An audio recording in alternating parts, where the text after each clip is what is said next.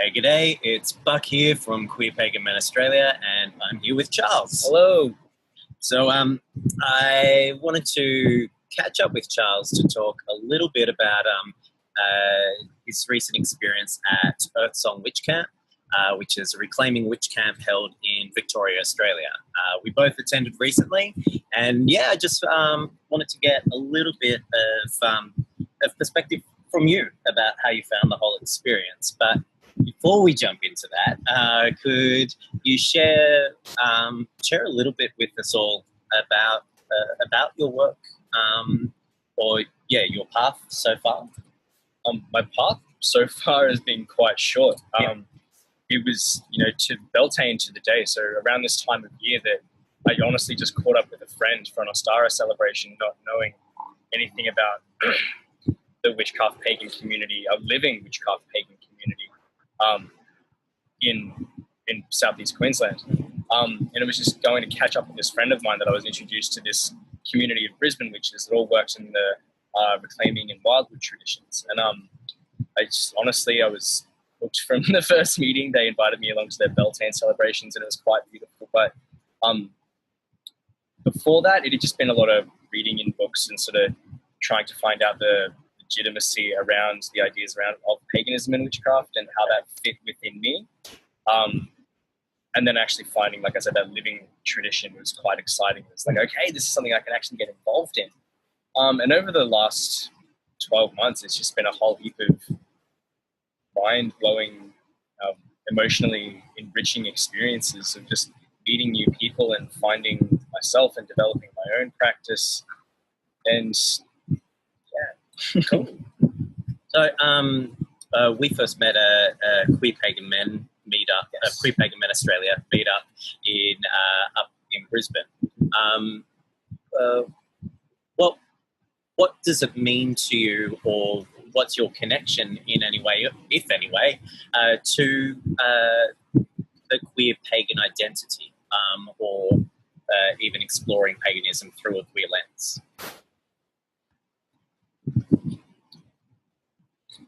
Just the easy question. Well, I grew up in a very heteronormative country family over in the back end of Queensland, and so for me, it was always there was no such thing as queer. It was very heteronormative. I was raised a Catholic, and so it was completely. It wasn't even something I was even knew could. It wasn't even something I knew was available to me. Mm-hmm. And finding this culture of these queer pagan men and the way they hold space for each other and the way that they interact, it's allowed me to accept myself a lot more, just by being around other people who feel free to be themselves. And so I think that speaks to a lot of the strength of that community. Nice. Awesome. Hey, that's the new quote that's going up in Queer Pagan Men Australia website. No, that's really cool. Thank you.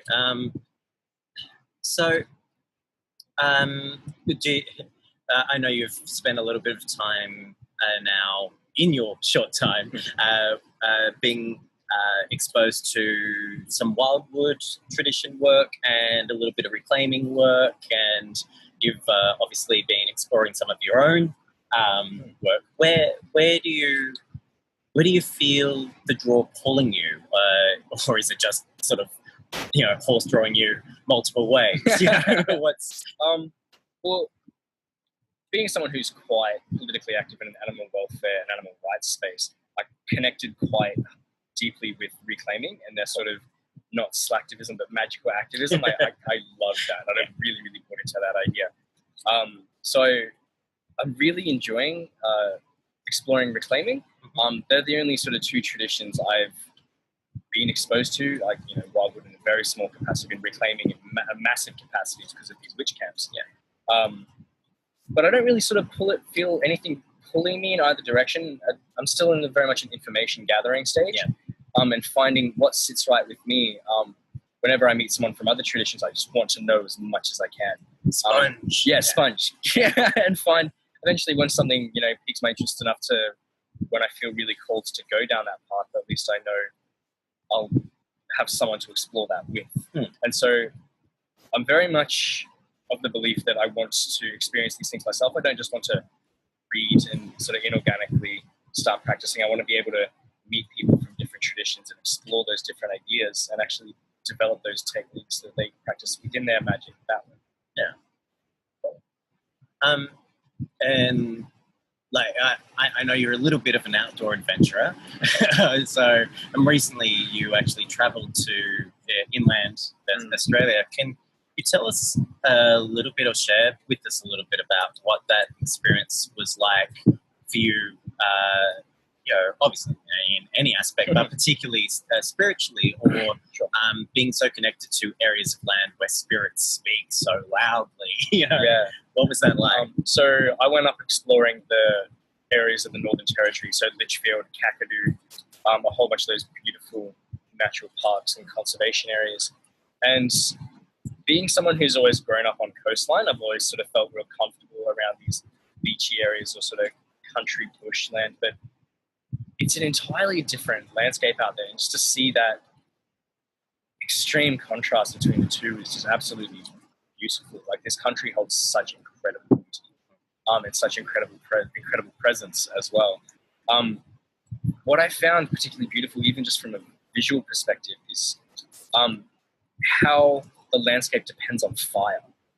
I found that so beautiful. So obviously a lot of the trees up there, they rely on bushfires to, the seeds require really high temperatures, and so the fires carry them away, and the heat of the fire releases these seeds. And you can see that in the landscape. So you have these, as far as the eye can see, red dirt, green shrubbery, charcoal black trees, and there's just abundance of green up the top. And just so visually, it's just inspiring. Yeah, absolutely. Yeah. But taking a moment whenever you go to a new place to really just ground yourself and sort of reach out and see what you can feel. Honestly, you put the feelers out. Yeah. And the land holds such presence. There are moments when me and my partner would go hiking through the woods at midnight, and just like you'd hear something, you'd swear it sounded like laughter up in the woods, or tribal singing coming from over here, and it was just really quite beautiful to connect with the land in that way. I would highly recommend anyone who's outdoor or nature inclined, which who isn't in our traditions, to go and check out the centre of Australia and just really be present in those spaces. You feel things that are just so ancient and so beautiful, and it gave me such a whole deeper understanding of, obviously I claim no native title to this land at all, very aware of the colonization problems in this country, but just sort of you get a sense of what the Indigenous people were connecting with, and it's inspiring. Awesome. That's really cool. So another adventure you went on is obviously Earth Song Witch Camp. So yes, that was an adventure. That was an internal adventure than anything. So can you share with everyone a little bit about what this particular Earth Song Witch Camp was about, and then a bit about the path which we both actually took through camp? So the camp mythos was centered around the Eye of Mystery, following the Egyptian story of Horus, his conflict with Set, under the guidance of his mother Isis, and we explored a whole heap of ideas around the Egyptian pantheon. And honestly, at first, it was an idea that I was really excited by the idea of Egyptian mythology, because it's something that I've always found really interesting. I'm a bit of a mythology nerd. But I didn't quite tie in with the idea of going into the Eye of Mystery to start with, and it just wasn't making sense to me at the start. But as we started to move forward into the camp, it was it really brought into clarity a lot of ideas around understanding the value of conflict of all things, and the value of our enemies in a sense, and the things that trigger us to change, and the fact and how we all have to be, the way we were rebirthed into a new vision that this world has to be. Obviously, I could speak for hours on the rituals and the intricacies of what we did, but it wouldn't do justice to the work that we held. But I definitely feel the most valuable part of camp for me was Path, which was ritual energetics. So it was essentially a priestessing 101 course, and it gave you the techniques and ideas and practice around how to be an effective participant and leader in a ritual. Being someone who doesn't step out into public roles that much, it was very edge pushing for me. I got in contact with Lisa, the witch who was running the course. So look, I don't know if this is for me. Like, I'm freaking out. Last time I tried to do something like this, I stepped out into a circle and I froze. I'm so embarrassed. We all have those voices of self-doubt and criticism, and mine just like yells exceptionally loudly. But she said that was the exact reason I should take it. Yeah. And that space was held in such an incredible way.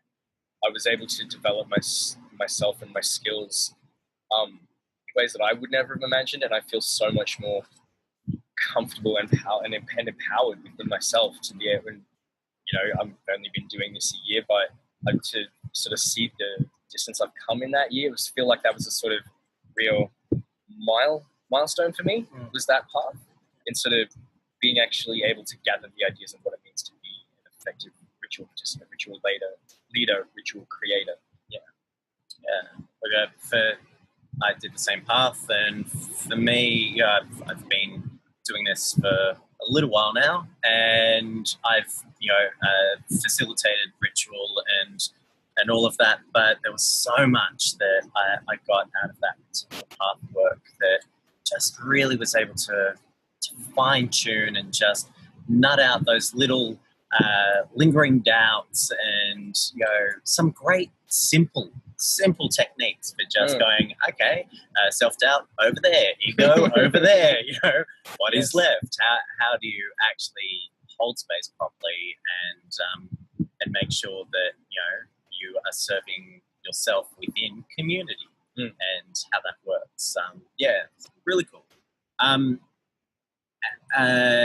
So I guess as a queer man, or queer Pagan Men, Queer Pagan Men Australia did actually do an optional offering there as well.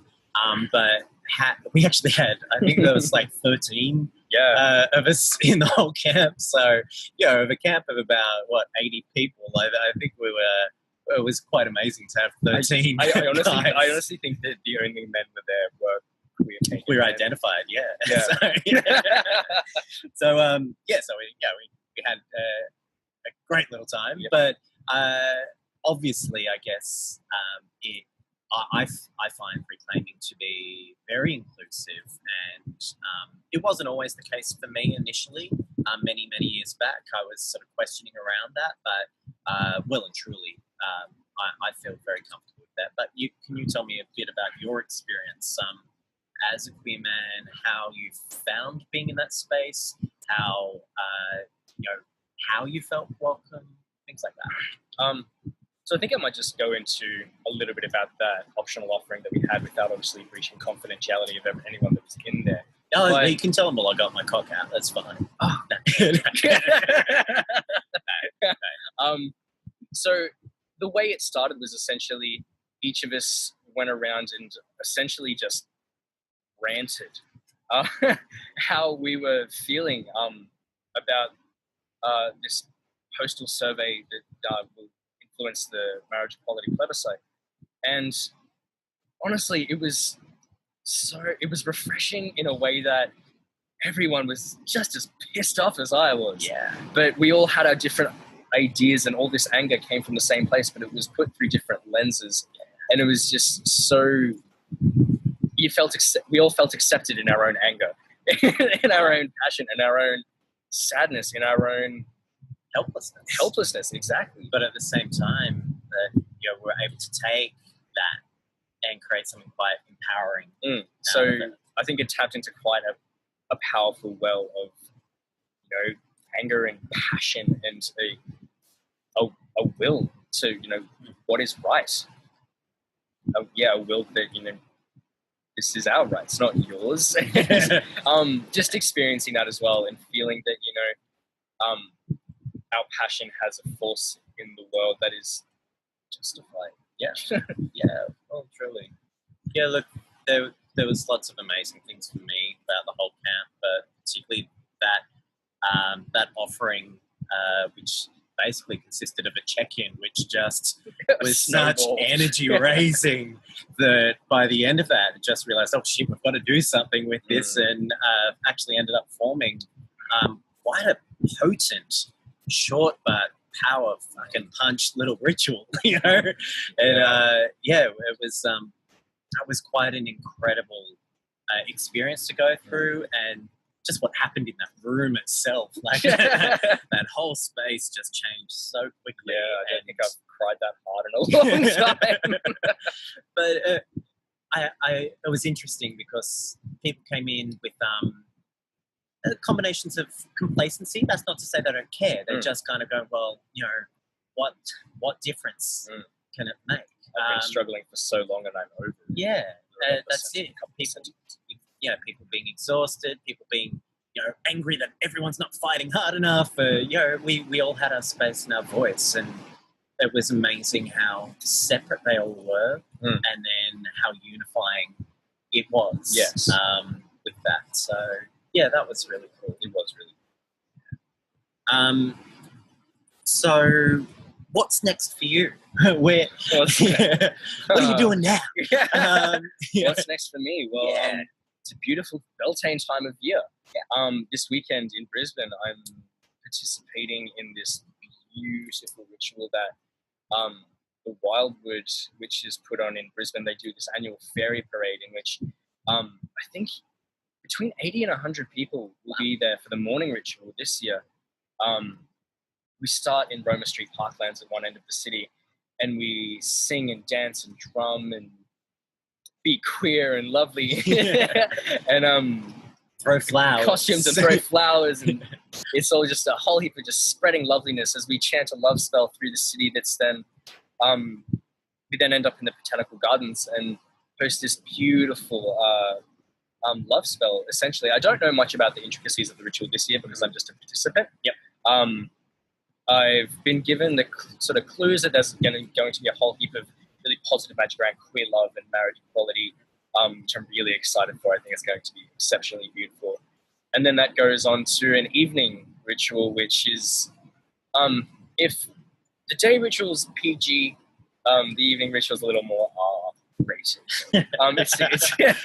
There's parts of that space which will definitely have some X's over it yes. too. But it's an exceptionally beautiful space.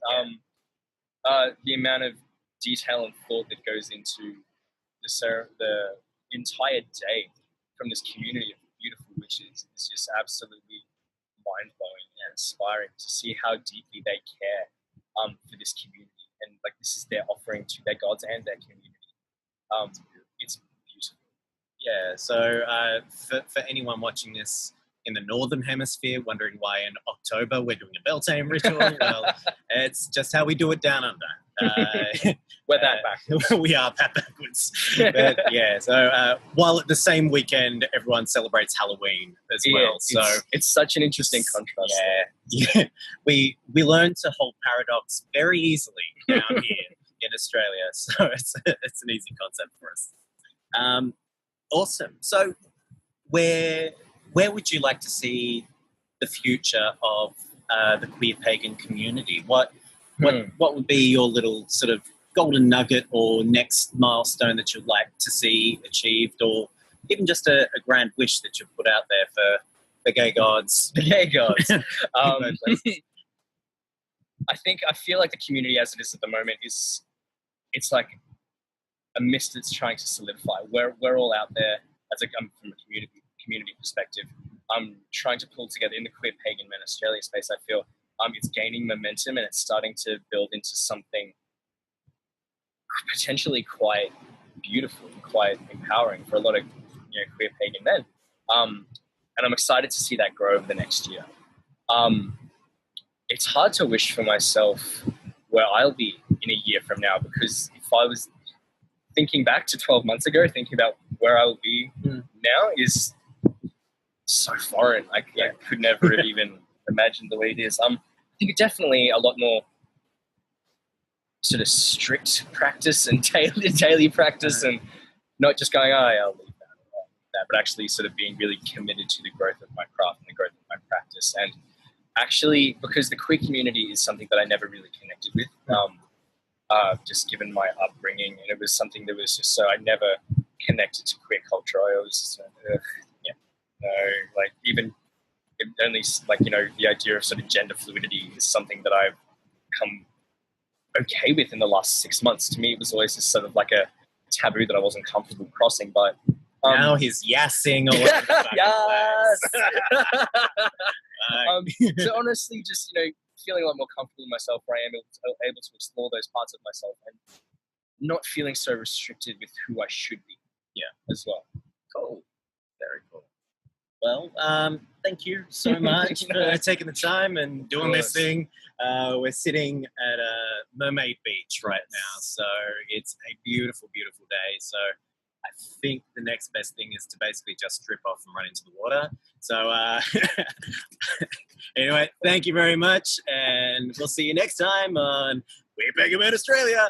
Whatever. See you guys.